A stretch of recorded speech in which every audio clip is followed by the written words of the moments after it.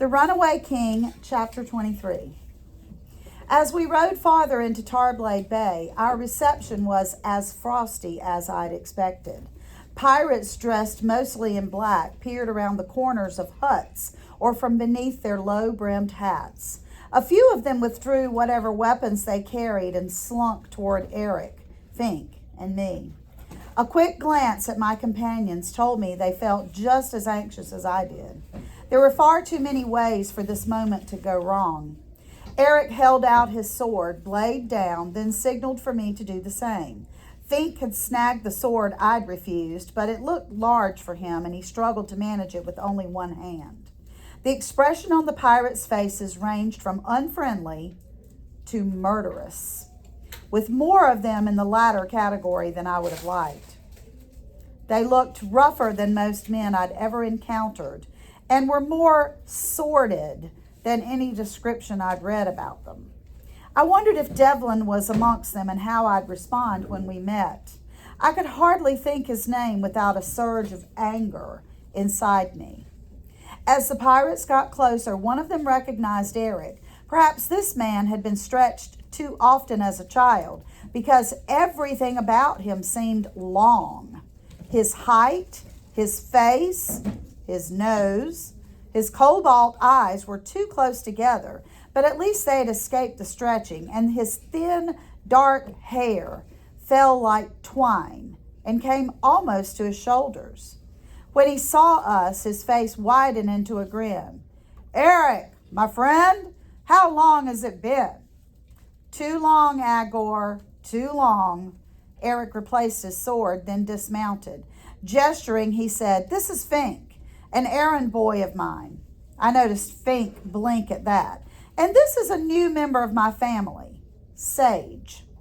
I tried to look like whatever Agor would expect to see as he studied me. "Are you a Venian?" Agor asked. "What's your history?" "He's a Venian," Eric answered for me, "but his reputation was made in Carthia." Agor raised an eyebrow, and with a chuckle I added, "Trust me, I'm very well known in Carthia." Agor considered that, then said to Eric, "Why have you come?" "To talk to Devlin. I have a proposal for him." "Devlin won't return until this afternoon. You can tell me your proposal." Eric hesitated. He didn't want Agor to get credit for our news, but he couldn't refuse a direct request either. Finally, with a smile, he made the only choice he could. "Of course, my friend, but I'd rather we spoke in private." "You make me curious." Agor motioned that they should walk down the hill to where the huts were located. Fink and I slid off our horses with the intention of joining the meeting, but Agor held up a hand. "Not you two. I don't know you yet." "But it's my idea he wants to tell you about," I protested. "It's only talk," Eric said calmly. "You and Fink wait here for me." "Not here." Agor gestured to a couple of men behind us.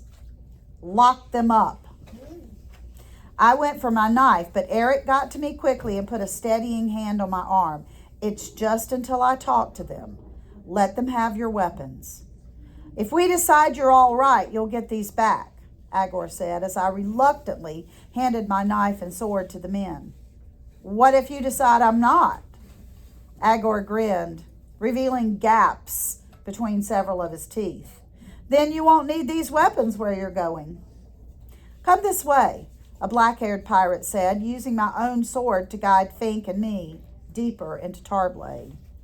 The prison wasn't far from the hut where Agor and Eric went to meet, but it was mostly dug into the ground with only a small iron-barred window near the roof for air and light. The room itself was tiny and lined with stale earth or rusty bars.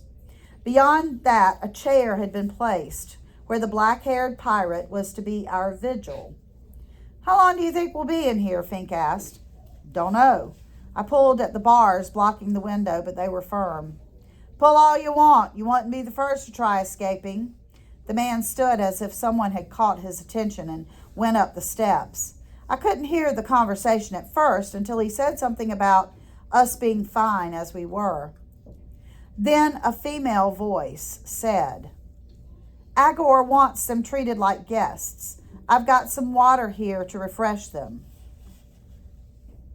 At the first word, my heart stopped cold in my chest, for it was a voice I knew as well as my own. But only seconds later, before I could even begin to grasp what it might mean, Imogen walked down the stairs. She avoided my eyes, but clearly wasn't surprised to see me. True, several people knew the pirates and I had unfinished business, but it was also supposed to be true that a person couldn't just find the pirates. They had to let the pirates find them. How was she here? Will you keep an eye on these two while I'm at the outhouse? Our vigil asked. They shouldn't be any trouble. Of course. As the man ran up the stairs, Imogen turned to us. Agor doesn't want you mistreated. So, how are you? The question was so simple, I almost couldn't comprehend it. All I could do was stare at her with my mouth hung open. Imogen's servant braid had returned, as had her far more humble clothes, a muslin chemise with a brown overdress that laced up the front. Back at the castle, she had said she would leave as she came, but I had no idea then how literally she meant it. We're fine, Fink said. I caught Imogen's eye, but only for a moment before she looked away. Had she volunteered to bring the food so that I would know she was here? Or had she come reluctantly and only on orders? The pirates rarely get visitors, she said, so we were all surprised when you rode in. Fink pointed to me. He has something for them. Ah, and what could a ragged boy like him have that's worth offering the Avenian pirates? Fink looked at me, unsure of whether he should answer her. I was too consumed with questions about Imogen to care if he did or not. She had been in my court only 5 days ago. To be here now? She must have come directly to Tarblade, and yet I could not believe she had any prior connection to the pirates. There were very few people in this world whom I trusted completely, but Imogen was one of them. She smiled at Fink. Is your friend a mute? Or is he just pretending that he can't speak? What's his name? Oh, he can speak plenty, though most of it's not very nice. His name's Sage. Imogen's cheery expression deflated when she looked at me. Really? Something so familiar? A frown formed as she dropped the pretense of being a stranger to me. That can't be your name. Fink looked from Imogen over to me and back to her again. Clearly confused, he asked, Do you know each other? Recovering, Imogen shook her head, dismissing our friendship as coldly as I had rejected her back at the castle. I once knew someone who looks like him, but no, I don't know this boy at all. I demand to know what is happening, I finally said, sounding angry and confused as I felt. Your friend has a harsh tone to his voice, Imogen said to Fink. Does he always talk that way? Yes, Fink said. I warned you. Then tell him he's in no position to demand anything from me, she said. Fink looked over as if to tell me that, then saw my hands already in fists and wisely decided against it. Obviously, she was still upset for the way I'd sent her away. But if this was her idea of revenge, it made no sense. Why was she here? Fink said, I didn't think they let girls become pirates. I'm only the hired help, Imogen said. We work in the kitchen mostly and serve the food. And then she looked back at me. But I hope my time here is very short. It would be. I'd make sure of that. Can you explain why your friend keeps staring at me? She asked Fink. Does he know how rude that is? How obvious it is? Fink giggled. Maybe he likes you. Well, maybe I think this is no place for you, I said. As if a boy like you would ever care about me. She dipped a ladle into a bucket of water and held it out for Fink, who eagerly drank. Then she put the ladle back in the bucket and she moved to leave. None for me? I asked. She frowned. Not until I can see some humility in you. From now on, you will speak politely to me, like a true friend, or not speak at all. And as our vigil returned to his post, she whisked herself upstairs. There was a brief silence before Fink said, Wow, she really hates you. I ignored him and instead used a small stool in the room to prop myself up high enough to see out the window again. What do you see? Fink asked. Stop talking. Let me think.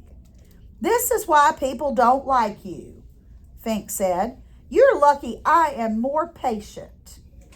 There she was, crossing away from the prison. She paused as if she could feel me watching her. She stopped, turned around. She marched to the bars and held the water bucket by the handle and base. Then, without warning, she splashed all the water in my face. Stop staring at me, you filthy thief, she said. I fell backward off the stool with the top half of my body soaked. Both Fink and the vigil launched into fits of laughter. Never seen that flower girl so upset, the vigil said.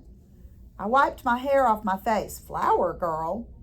Yeah, she's been here only a day or two, but so far she's spent every free moment collecting flowers in the woods and replanting them around the camp. She says they beautify the place, but I think just having her here does that. Don't you? Rather than answer, I considered reaching through the bars to choke him. She was nearly half his age.